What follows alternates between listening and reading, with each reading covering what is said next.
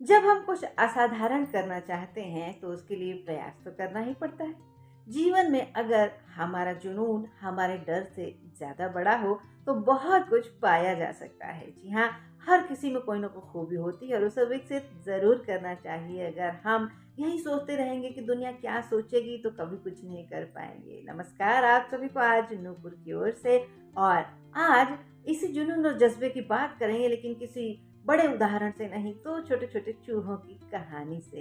ये दोनों चूहे बड़े चुलबुले थे, मोटे ताजे थे, हर दम उछल कूद मचाते रहते थे और इसी उछल कूद में एक दिन दोनों दूध से भरी हुई एक बाल्टी में गिर गए।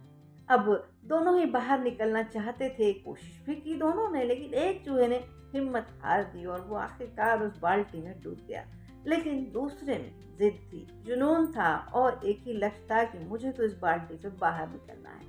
वो हाथ पैर मारता रहा, पंजे से दीवार को उसकी बर्तन की निपोटता रहा कि मैं किसी तरह तो बाहर निकल जाऊं। और उसने इतना हाथ पैर मारा कि दूध की जो मलाई थी वो मक्खन बन गई। उस मक्खन के ऊपर बैठकर वो उस बाल्टी के मुहाने तक पहुंच गया और बाहर निकल आया। यानी उसने जीत पा ली, अपना लक्ष्य पा लिया और बाल्टी से बाहर निकल गया, अपनी जान बचा ली।